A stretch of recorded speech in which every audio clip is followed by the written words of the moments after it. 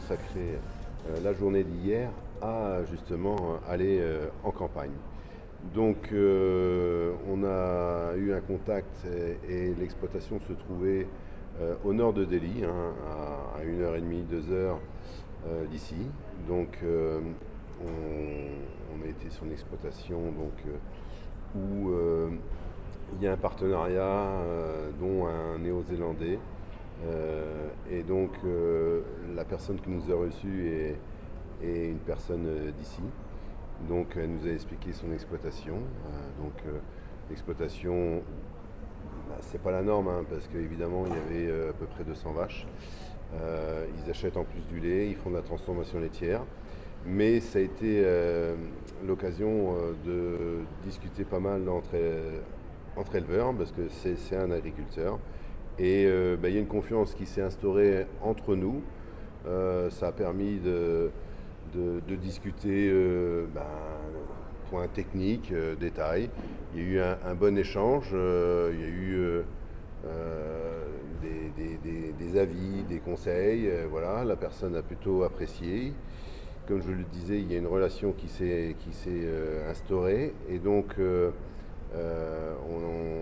là, on a une personne qui a passé toute la journée avec nous et qui nous a emmenés dans différentes exploitations.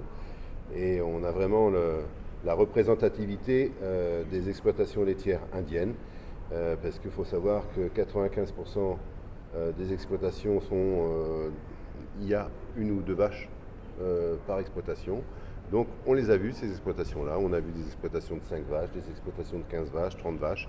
Donc voilà, on a vu vraiment ce qui se passe en Inde, ce qui se passe à travers la production laitière. Donc voilà, je vous laisse.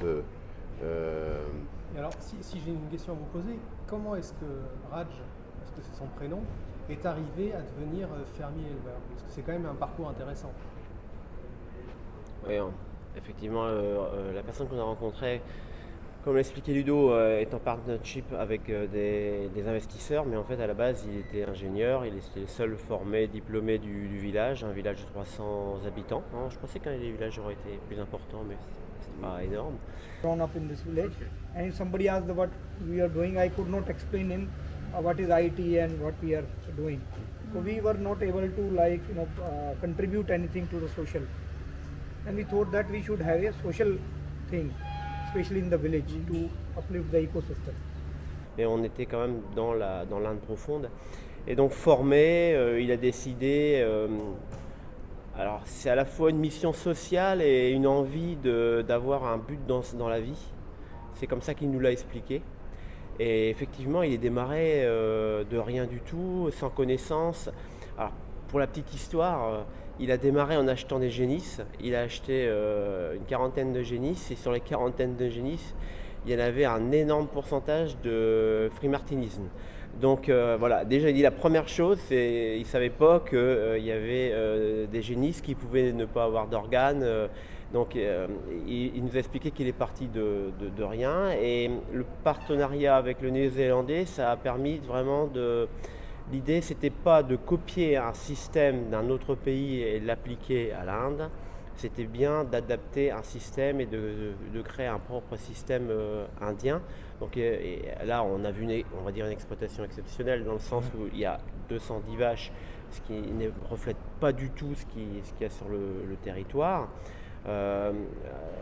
Dans un format, j'allais dire type néo-zélandais, enfin en tout cas que des bâtiments parapluies, une salle de traite comme on peut en trouver, comme on l'a vu avec Ludo en Nouvelle-Zélande. Par contre, zéro pâturage.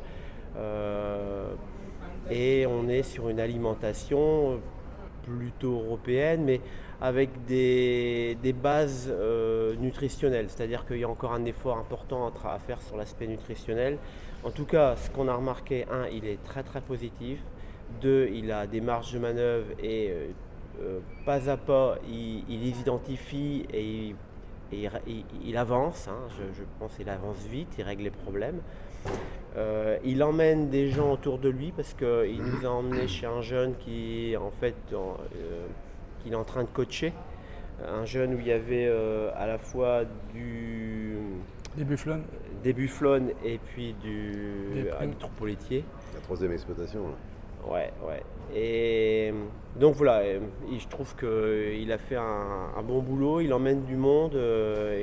Et donc, moi, ce que je retiens de la journée, c'est effectivement d'avoir trouvé un éleveur, discuter des problèmes d'éleveur, et on sent que c'était vraiment quelqu'un qui aime bien son métier. Bon, même s'il est dans la dimension de gestion, il n'intervient pas, il ne traite pas, il n'insémine pas. Voilà, il a tout ça, il a des salariés pour le faire, il a 12 personnes pour le faire. Mais il nous a dit que les petites fermes que l'on a vues, dans 20 ans, elles n'y seront plus, puisqu'en fait les jeunes fuient la campagne, c'est-à-dire parce que la vie est dure. Toutes les personnes qu'on a vues qui avaient une vache, 2 vaches, 3 vaches, enfin, je ne vais pas dire qu'on est dans le quart-monde, mais on est dans un pays en voie de développement. Enfin, il faut avoir le cœur accroché, quoi. On a vu des choses à la fois en traversant les villages, la pauvreté, la difficulté, mais en exploitation, on a retrouvé des exploitations qu'on a peut-être qu'on aurait pu voir si on avait dans les années 50, dans les années 60. Et là, on a vu donc quelqu'un qui nous a dit que globalement les gens vont quitter les villages. Ils vont rester propriétaires, donc il va avoir la possibilité de louer des fermes. Par contre, des fermes comme la sienne, ça va se développer. Donc lui, son objectif, c'est à terme faire du coaching. Il a développé une petite entreprise de coach et d'emmener des gens, alors par étapes, et liés au territoire. La manière dont on peut faire les choses. Autre chose que aussi, je pense qu'il faut qu'on désamorce. On nous a parlé, alors je vais te laisser en parler, du rendement fourragé, un des aspects techniques. Et je pense que là, il n'y a qu'en allant sur le terrain qu'on peut réellement se rendre compte et discuter, de comprendre les choses. Quand on écoute les exposés, on se dit là, on est dans un autre monde. Puis les gens sont très positifs ici à New Delhi. Mais quand on est sur le terrain, là, ça me permet de comprendre. Et effectivement, les chiffres qui sont affichés, ils ne sont pas faux. Ils ne sont pas faux, effectivement. Quand on nous annonce en maïs 35-40 tonnes de matière sèche de rendement à l'hectare, on s'est dit, mais sur quelle terre on peut être, quoi. Et en allant discuter en fait avec Raj, on comprend que vu qu'il n'y a que 2 mois qu'on peut appeler d'hiver en Inde, ils font 2 récoltes de sorgho à la suite, quoi. Donc voilà, ils ont du maïs, mais ils ont aussi surtout du sorgho. Et ils mettent 80 jours pour faire un maïs ou un sorgho, et du coup, ils font 2 récoltes à la suite.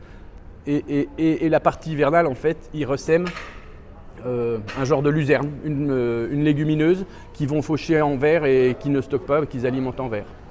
Techniquement, on a vu quand même, alors on a vu des choses qui pouvaient nous interpeller, le couchage des vaches notamment. Enfin, c'est la litière. Alors en saison de pluie, ils leur mettent des copeaux ou de la paille et elles rentrent à l'intérieur. Là, elles sont complètement sur des litières accumulées juste de bouse. On se demandait sanitairement comment il arrivait vu qu'il transforme, alors il pasteurise, qu'il transforme tout son lait et il transforme aussi une partie du lait des exploitations qui sont aux alentours. Petite parenthèse, il nous a dit qu'il ne voulait transformer et acheter du lait que des exploitations qui avaient des treilleuses électriques pour des questions d'hygiène, mais il a bien précisé, c'est le petit retour sur l'aspect social, que les gens de son village qui avaient 1 ou 2 vaches et qui voulaient le livrer comme ça, ils ne voulaient pas leur voir fermer la porte. Donc c'est pour rebondir un peu sur la dimension sociale. Et avant de revenir à la litière, oui. Est-ce que tu peux nous raconter comment il en est arrivé à faire de la transformation ? Alors il en est arrivé à faire de la transformation, puisqu'en fait il y avait un jour de fête en Inde. Alors je n'ai pas retenu exactement quel type de fête, mais il s'est pointé devant l'entreprise où il livrait son lait, puis c'était fermé, quoi. Ça. Donc là il s'est dit mince, j'ai trait, je me retrouve avec du lait là, qu'est-ce que je fais ? C'est pas grave, je vends. Et puis il a mis dans un bidon avec un petit robinet, et puis il s'est mis à vendre du lait, et ça lui a donné l'idée de dire non, il faut aller jusqu'au bout du produit. Et parce qu'en fait, quand on a parlé rentabilité avec lui, et quand on a parlé prix du lait, lui, il nous parlait prix du lait consommateur, que nous, on parlait du lait, prix du lait entreprise. Parce qu'il achetait le lait des voisins… 60 centimes. 60 centimes le litre. Et il vend 1 euro le litre, le lait au consommateur. Pas besoin d'aller sortir les packs d'Eco Plus. Ici, le lait, il est vendu 1 euro. La FNPL a dû passer par là. Après, en termes de chiffres, on a vu des choses incroyables. Hein, quand on a vu le prix du foncier autour de Delhi, voilà, accrochez-vous. Hein, on est sur du foncier dans un pays qui est, comme l'a dit Alexis, plutôt en voie de développement, mais du foncier à 1 million d'euros l'hectare. Voilà. Et à côté de ça, on a des salaires qui sont à 100, 150 euros mensuels. Donc voilà, le foncier, évidemment, c'est très compliqué. La location, c'est pareil, hein, la location. 1000 euros l'hectare à peu près. Ouais, un bon 1000 euros. Donc voilà, mais quand on voit, évidemment, les gens, la priorité, c'est de se nourrir. Et même s'ils ont 10 fois moins de salaire que chez nous, on voit qu'ils arrivent à acheter du lait 1 euro le litre. Donc voilà, évidemment, il y a des priorités. Et la priorité, c'est de se nourrir ici. Mais dans le développement de l'Inde, de tout ce qu'on nous a expliqué, on va croître. Alors, il y a un aspect sur lequel il faut faire attention, c'est qu'il n'y a pas de recensement des producteurs de lait. C'est-à-dire qu'on ne sait pas, il n'y a pas de numéro d'élevage, il n'y a pas d'INSEE. Voilà. Donc, déjà, on va peut-être prendre un peu de recul par rapport à ce qu'on a pu dire éventuellement. Quand on a dit il y a 80 millions de producteurs en Inde, honnêtement, on n'en sait rien. Et je pense qu'ils n'en savent rien. Sur la production de lait annoncée, produite actuellement par l'Inde, c'est pareil. C'est une donnée qui est approximative. On n'en sait rien. Alors, il y a les données d'entreprise, mais après, tous les données, parce qu'il y a beaucoup de lait qui est quand même autoconsommé, parce que c'est quand même la base, dans les exploitations où ils ont 2 vaches, ils produisent du lait, c'est d'abord pour eux et pour le voisin. C'est plus une déduction. C'est de par la consommation par habitant qu'ils en déduisent la production du pays. Comme le pays aujourd'hui, il n'y a pas d'échange export-import, voilà, ils disent on attend à peu près tant millions d'habitants avec une consommation, je ne sais plus exactement, et on arrive à une production aujourd'hui à 209 milliards ou un peu plus de 200 milliards de litres de lait. Par contre, là où on est sûr, et là on l'a vu, c'est que la grosse contrainte pour eux, pour l'avenir, c'est l'accessibilité à la terre. Et on a quand même vu des gens qui font du lait, qui achètent une grosse partie de leur fourrage à l'extérieur. Voire tout. Donc, je dirais l'aspect fragile de ce qu'on a entendu dire voilà, on va tripler la production en l'espace de 25 ans. Je pense qu'ils ont, la motivation, ils peuvent y arriver. 2, ils vont avoir la restructuration par rapport à ce qu'il nous a expliqué Raj, la modification du paysage en campagne. Par contre, là où aujourd'hui, moi j'ai un peu un doute, c'est sur la capacité d'avoir le fourrage, d'avoir le foncier, parce qu'en fait, il y a encore des cultures, on a quand même vu du riz, il y a la même chose que chez nous. Il va y avoir la concurrence sur les cultures les productions végétales pour nourrir la population et là pas pour exporter. Donc voilà, très belle journée hier et intéressant d'aller dans la campagne pour voir vraiment comment ça se passe et ça nous aide un petit peu à… Ça fait un peu relativiser notre misère et je pense que dans les pays qui fonctionnent comme nous, développés, enfin vous l'avez vu l'année dernière à Copenhague, aller voir les farmers, c'est toujours super instructif quoi qu'il en soit. Là c'était au-delà de… On a eu vraiment un exposé complet de sa vision et il s'est livré sincèrement. Hein. Enfin, vous l'avez déjà dit, de toute façon, il était content. Il nous a dit qu'est-ce que vous Français pensez de mon exploitation. Donc, il était vraiment en attente de conseils et d'avis, quoi. Mais on a quand même vu que c'était pas. Son exploitation, elle est particulière. Elle sort du contexte et aller voir des gens qui ont une vache pour eux et la deuxième pour vendre du lait aux voisins, pour avoir une activité. Enfin, on appelle ça des exploitations, mais limite c'est des maisons avec une cour et tu vois, c'est vraiment je pense que c'est encore plus important qu'on arrive à voir ça, profiter du séjour ici pour voir ça, encore plus que dans les pays développés comme chez nous. Et il y a l'aspect aussi du barrière de la langue. Tu vois, quand on discutait avec le jeune, il ne parlait pas anglais. Enfin, il comprenait à peu près l'anglais, mais il ne parlait pas anglais. Et ce qu'on lui a fait traduire, c'est de lui dire si tu veux progresser, accéder aux connaissances, il va falloir apprendre l'anglais. Et en fait, la grande différence avec toutes les personnes qu'on a vues entre Raj et les autres, c'est qu'il a le niveau de formation et il parle anglais, il est ouvert et il sait très bien qu'en nous recevant, il va aussi recevoir. Et voilà, c'est l'aspect social, c'est l'aspect qu'on défend aussi d'avoir une place dans la société et pas être simplement des éléments gênants, quoi. Aujourd'hui, on a l'impression qu'en Europe, effectivement, les gens ils ont assez à manger et qu'aujourd'hui, on peut encore supprimer une partie des agriculteurs parce que de toute façon, on exporte.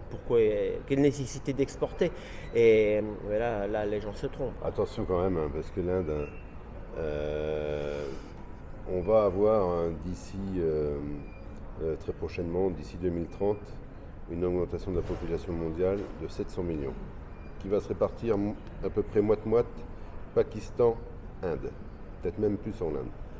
Donc on va avoir un réel souci quand même, il va falloir nourrir tous ces gens-là. Alors même si la technique va faire qu'on va pouvoir augmenter la productivité comme les rations, enfin voilà, mais il va y avoir un problème de disponibilité de surface pour nourrir la population. Et là, il y a un point d'interrogation, là, il y a une énigme pour moi. Il y a une énigme, mais par rapport à ce qui a été dit, tu vois, ce matin, c'est de se dire, à un moment donné, on s'est dit, allez, on parle sur le global trade, donc sur le marché mondial et sur les échanges mondiaux. Par contre, ce qu'on avait un peu négligé et sous-estimé, c'était que la géopolitique était beaucoup plus importante que les aspects simplement de marché. Parce qu'en fait, vous voyez ce qui s'est passé en Ukraine. Aujourd'hui, l'Ukraine, la Russie, c'est 20% des échanges mondiaux en blé. Et bien, rien que pour un aspect politique, on peut affamer les gens, faire monter les prix. Voilà. Donc, effectivement, faut tenir compte de ça aussi, quoi. Très bonne journée hier. Très enrichissant.